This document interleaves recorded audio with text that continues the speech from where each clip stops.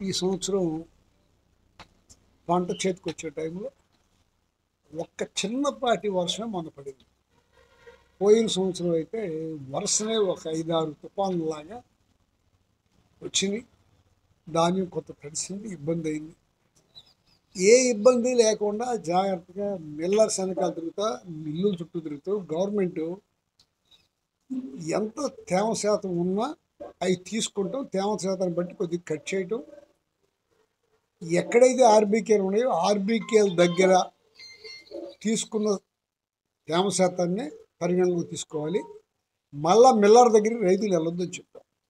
కొందరు మిల్లర్స్ ఏం చేసేవాళ్ళు అంటే ఆ రైతుని రమ్మను లేకపోతే దించుకోమని చెప్పి ఒత్తిడి పెట్టేవాళ్ళు. ఈ వెళ్ళే వెహికల్ ట్రాక్టరు వాళ్ళు గొడవ పెట్టేవాళ్ళు, మాకు ఇప్పటికి లేట్ అయిపోయింది. కొందరు మిల్లర్స్ దగ్గరికి వెళ్తే అవి కట్ చేసేవాళ్ళు. అట్లా లేకోకుండా మా సాయశక్తిలో ప్రయత్నం చేసాం. దాంతోపాటు పండగ వరకు, సంక్రాంతి పండగ వరకు లోడ్ చేసిన వడ్డీకి 2వ రోజున 3వ రోజున డబ్బులు పడిపోయింది.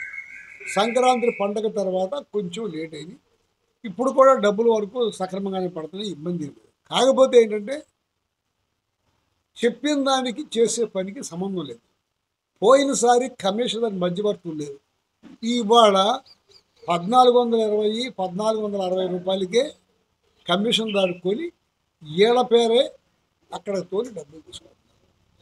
అంటే 1725 రూపాయలు, 1700 రూపాయలు కొనాల్సిన రేటు, గిట్టుబాటు ధర కొనాల్సిన రేటు అవి తగ్గించి లాస్కి రైతు అమ్ముకుంటున్నారు.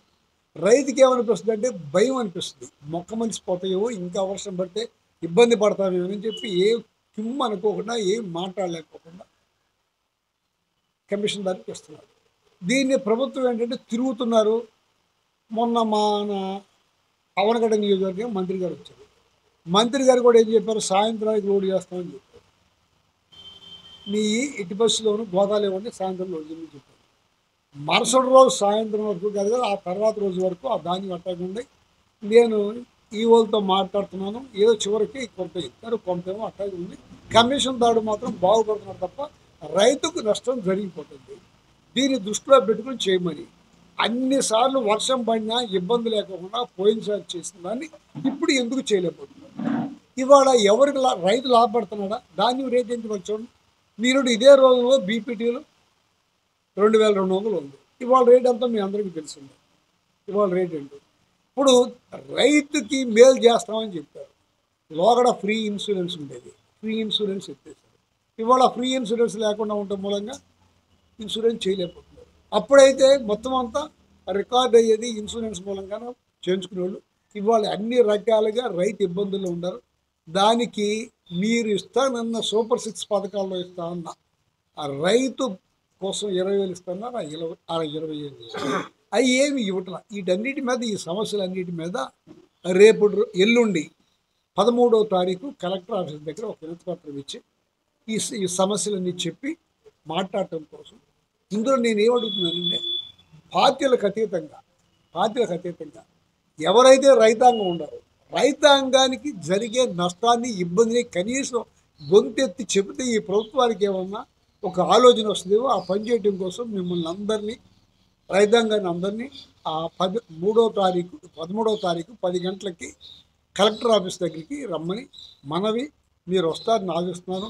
ఎందుకంటే సమస్య వచ్చినప్పుడు సమస్యను బాధ్యత అధికార పార్టీతో చేయించుకోవాల్సిన బాధ్యత ప్రతిపక్షాలకు ఉంది కనుక మేము ఈ కార్యక్రమం తీసుకుంటున్నాం. అంతేగాని ఏదో ఆ పార్టీని అల్లరి చేద్దామని ఇంకోటి అనేది కాదు. ఇది అల్లరి చేయడం కోసం సమస్యని సక్రమంగా చూడండి. దీంతో పాటు కొన్ని నెంబర్లు అయితే ఇరిగిపోతున్నాయి, మొక్కైపోతున్నాయి, నోకవుతుందని చెప్పి కొనటం మానేశారు. మీరు ఈ మధ్యన ఒక వీడియో కూడా చూసుకుంటారు. మన ఘంటసాల మండలం దేవరకోటలో ఒక రైతు చాలా వివరంగా చెప్పాడు. నేనైతే తెలుగుదేశం, ఈ ధాన్యాన్ని కొనేవాళ్ళు లేదు, నేను ఇక్కడే పోసుకుంటున్నాను, నా ధాన్యాన్ని కొనిపించిన మహాప్రభు అని చెప్పారు. అట్లాగే చాలామంది తెలుగుదేశం కూడా చెప్పారు. ఇవాళ నాకు ఒక వాయిదా ఉంది.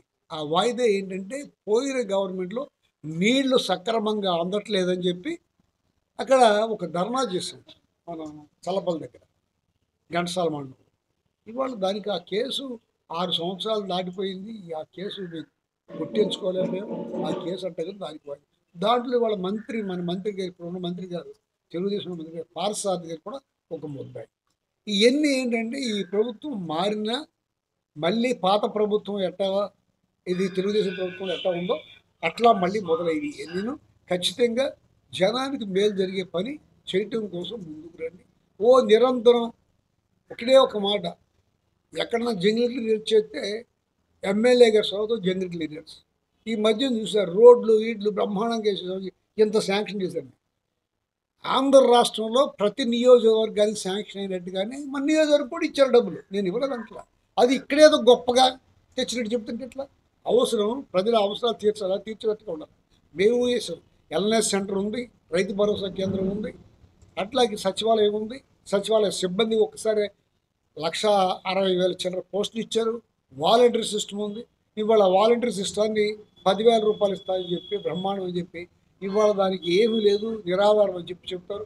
చెప్పడానికి మాటలు చెప్పడానికి చేయడానికి పొంతం లేకోకుండా చంద్రబాబు నాయుడు గారి గవర్నమెంట్ ఇవాళ ఇది నడుస్తుంది. ఇప్పుడు కన్నా సరిదిద్దుకోపోతే మేము ప్రజలకు దూరం అయ్యాం. మమ్మల్ని ఎక్కడో చాలా మంచి పనులు చేసినా 4-3 విషయాల్లో మమ్మల్ని జనం వ్యతిరేకించారు. దాన్ని మీరు రకరకాలుగా తీసుకెళ్ళి ముందుండి మమ్మల్ని అల్లరి చేశారు. ముఖ్యంగా ల్యాండ్ టైటిలింగ్ యాక్ట్ అని చెప్పారు. అది జగన్మోహన్ రెడ్డి గారు లాక్కుంటున్నాడు, బొమ్మలు వేస్తున్నాడని చెప్పారు. అదే జగన్మోహన్ రెడ్డి గారు అవనగడ్డ వచ్చి 22 years డాట్ పెట్టిన దాన్ని ఆ డాట్ తీసేసి 10,116 మందికి రైతులకి 17,850 ఎకరాలని క్లియర్ చేసిస్తే అధికారంలోకి వచ్చిన నెల 15 రోజుల్లోనే మళ్ళా పాత పద్ధతిలో సుక్కబెట్టారు. మీ చెప్పే మాటలు చేసే పనులకి రెండింటికి తేడా ఉంది. మీ రైతాంగానికి మేలు చేయకపోగా అన్యాయం చేస్తున్నారు. ఈ అన్యాయాన్ని జనం సహించే పరిస్థితి ఉండదు. అక్కడ దాకా తెచ్చుకోకుండా ఇవాళ ధాన్యం గిట్టుబాటు ధరకి ఏదైతే గవర్నమెంట్ ప్రకటించిందో అదే ధరకి కమిషన్ ధరలు లేకుండా కొనిపించే పరిస్థితి, కొన్ని నెంబర్లు కొననాయి కూడా అవి కూడా కొనిపించే పరిస్థితి ప్రభుత్వం తీసుకురావాలా.